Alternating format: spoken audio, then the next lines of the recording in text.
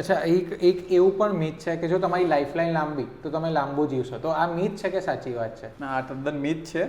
Lifeline ઘણી તમે તમારા ફેમિલીમાં પણ જોઈ શકો છો કે ઘણા લોકોની શોર્ટ લાઈફલાઈન હોય છે, તો તમે જોઈ શકો છો કે ભાઈ એ લાંબુ જ જીવતા હોય છે. એ લાઈફલાઈન એની કાર્યશક્તિ સાથે, એટલે ઉર્જા શક્તિ, સ્પિરિટની લાઈન છે. એટલે ત્યાંથી એક તમે નિશ્ચિતપણે એને એ કહી શકો કે તમારા જીવનમાં એને ડ્રાસ્ટિક ચેન્જ આવશે. હવે પોઝિટિવ કે નેગેટિવ બીજી સાયન્સને આપણે સાથે જોઈને પછી તમે જોઈ શકશો કે ભાઈ એનું શું થવાનું છે એમ. પણ લાઈફલાઈન એક ખાલી ટૂંકી હોવી એટલે એનું જીવન ત્યાં સમાપ્ત થઈ ગયું એ ખોટી તદ્દન વાત છે. એટલે જો મારા જેવા કોઈ એવા હોય જેની લાઈફલાઈન ટૂંકી હોય તો બહુ ચિંતા કરવાની જરૂર નથી.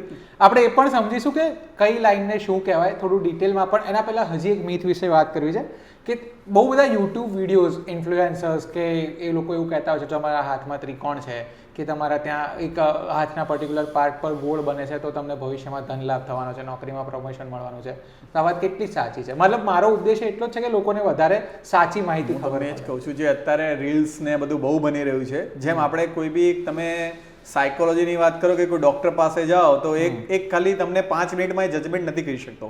એવી રીતના પણ આમાં ટ્રાયેંગલ, જે પોઝિટિવ સાઇડની તમે જે વાત કરો છો તેની અંદર ટ્રાયેંગલ છે, પછી જીવન રેખા જે છે, આ જીવન રેખા એની પર ઉધ્વ રેખા જેટલી પણ છે તો એ પોઝિટિવ સાઇન છે.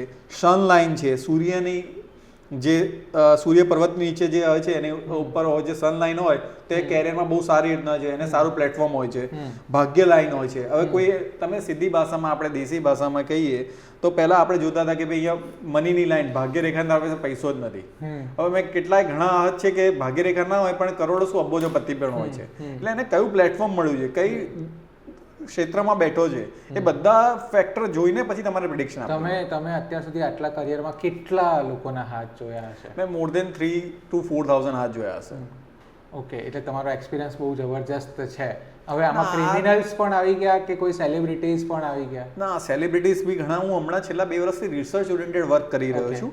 એટલે હું સામે ચાલીને બધા જે હોદ્દેદાર હોય છે, ગવર્મેન્ટ અથવા તો સેલિબ્રિટીઝ હોય અથવા તો ઇવન તો હું ક્રિમિનલના બી હાથ જોઉં છું, પ્રિફર કરું છું. એટલે સમજો કે હું અત્યારે 360 ડિગ્રી પર હું વાવી રહ્યો છું. બરાબર, મારો એક ઉદ્દેશ છે અત્યારે કે મારે રિસર્ચ કરવું છે. એટલે મારી પાસે જેટલો ડેટાબેઝ ક્લિયર હશે એટલું હું આગળ એનું પ્રિડિક્શન એક્યુરેટ કરી શકીશ. એટલે હું અત્યારે ઘણા બધા રિસર્ચ કરી રહ્યો છું, જેમાં ફોર્સથી આઈએસ, આઈપીએસ, ઓકે, પીઆઈ, પછી સાયન્ટિસ્ટ, બરાબર, ક્રિમિનલ્સ, પછી જજ લોબી, ઇવન દો army officers.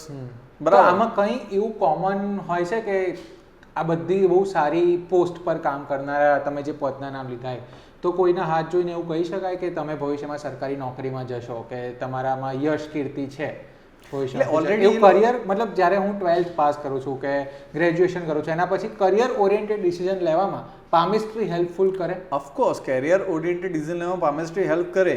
First of all તો જ્યારે ધારો કે 12 છે એટલે અપ્રોક્સ 18 યર્સનો હશે તો એની આપણે બ્રેન લાઇટ જજમેન્ટ લઈ લઈશું કે ભાઈ એનું કેવું લોજિક છે, લોજિકલ છે, ઇમોશનલ છે કે શું છે. હવે એને તમે કીધું આગળ ત્વચા એની કઠણ છે, પોચી છે. હવે સમજો કે ભાઈ વધારે પડતો શું કે સોફ્ટ હાથ છે અને એને પોલીસમાં જવું છે તો આપણે એને નિગ્લેક્ટ કરીશું કે ભાઈ એ વખતે તું ના જઈશ પોલીસ ખાતામાં, અથવા તું બેક ઓફિસમાં, આઈટી ડિપાર્ટમેન્ટમાં, ફોરેન્સિકમાં જા, અથવા તું પડદાની પાછળ કાર્ય કર એમ, ફ્રન્ટમાં ના આવીશ એમ. હવે ધારો કે આ જ વસ્તુ છે, એથ્લેટિક હશે અથવા તો થોડો ગુસ્સાવાળો હશે કોઈ બી વ્યક્તિ, બરાબર, હાથ કઠણ હશે તો આપણે એને કહી શકીએ તો ભાઈ આઈપીએસ ચૂઝ કર, પોલીસની ડાયરેક્ટ જીપીએસસી આપ. એટલે આ બધા ફેક્ટર કામ કરે છે. બ્રેન લાઇન, હાર્ટ લાઇન અને લાઈફ લાઇન, આ ત્રણેયનું કોમ્બિનેશન કર્યા પછી જ આપણે એને કેરિયર પર ડિસિઝન લઈ શકીશું. ઓકે, તમે બ્રેન લાઇન, હાર્ટ લાઇન અને લાઈફ લાઇનની વાત તો હવે થોડુંક તમે મોડેલ લઈને આવ્યા છો તો મને એનાથી સમજાવો કે આ લાઈફ કઈ લાઈન કઈ હોય? એટલે જો ફર્સ્ટ ઓફ ઓલ આ ઇન્ડેક્સ ફિંગર છે, એને તર્જનીની આંગળી કહે છે. એની નીચે આપણે જનરલી આપણે 2 રેખા જોઈએ છે. એમાં જે થંબ પાસેની જે રેખા છે એને જીવન લાઈફ લાઈન કહેવાય છે, જીવન રેખા. જે મેં અગેન તમને રિપીટ કરીશ, એ તમારી સ્પિરિટ કેવી છે, ઉર્જા શક્તિ કેવી છે એના પરથી ખ્યાલ આવશે. બીજી જે છે એ તમારી બ્રેન લાઈન છે. હવે કઈ દિશામાં જઈ રહી છે, એ બુધ પર્વત તરફ જઈ રહી છે કે ભાઈ ચંદ્ર તરફ આવી રહી છે કે શનિ પર્વત પર અટકી ગઈ છે, બરાબર? જોડે જોડે તમે મને એ કયો બુધ પર્વત, કયો શનિ પર્વત, ફર્સ્ટ ઓફ ઓલ તમે આપણે જોવાવાળા લોકોને બરાબર સમજાઈ શકે. જો આ જે છે ઇન્ડેક્સ ફિંગર એટલે પહેલી આંગળી તર્જનીની કહેવાય, એટલે ગુરુની આંગળી. આ મધ્યમાં આંગળી કહેવાય, બરાબર, એટલે શનિની આંગળી આવશે, આ સૂર્યની આંગળી છે, ઓકે, અનામિકા છે, બરાબર, આ કનિષ્ઠિકા છે, લિટલ ફિંગર, આને રિંગ ફિંગર કહેવાય છે, લિટલ ફિંગર, બરાબર, આ બુધની આંગળી છે, બુધનો પર્વત, ઓકે, એની નીચે બુધનો પર્વત, બરાબર, ગુરુ, શનિ, સૂર્ય, બુધ, સૂર્ય બુધ, ગુરુ શનિ સૂર્ય બુધ. પછી આ બંને વચ્ચે જે મંગળનું મેદાન છે, મંગળનું મેદાન છે, એમાં ઉપલો મંગળ ને નીચલો મંગળ છે, ઓકે, અહીંયા, હા, અને આ છે ચંદ્રનો પર્વત ને આ શુક્રનો પર્વત છે, ઓકે, ઓકે, એટલે 9 ગ્રહો આવી ગયા. ઓલમોસ્ટ બધા ગ્રહ આવી ગયા છે, રાહુ કેતુ સિવાયની, એ રાહુ કેતુની લાઈન છે પણ આપણે એના પર ચર્ચા નેક્સ્ટ ટાઈમ કરીશું, પણ આ મેજોરિટી બધા ગ્રહ છે એ રિફ્લેક્ટ થાય છે. અચ્છા, આમાં અત્યારે મેજર આપણે જો જોઈએ તો તમે એક્સપર્ટ છો એટલે તમે ઝીણી ઝીણી લાઇન્સ પણ જોતા હશો, પણ આ મેઇન 3 લાઇનને શું કહેવાય?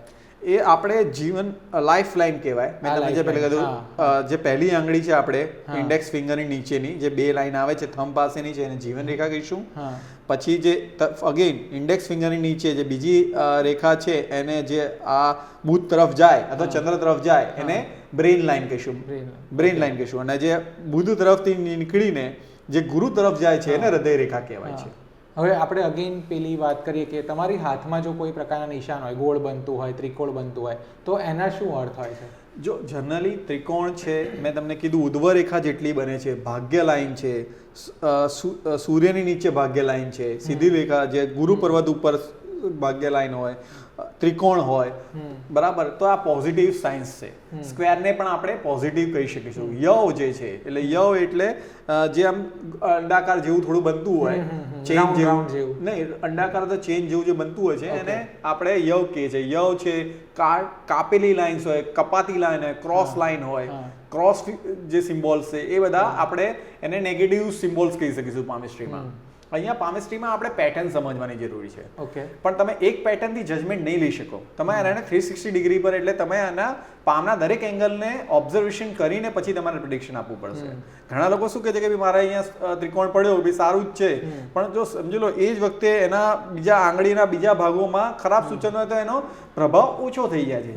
જેમ જો પોઝિટિવ અને સામે પણ પોઝિટિવ હોય તો એનો પ્રભાવ એટલે એને તકલીફો ઓછી આવશે.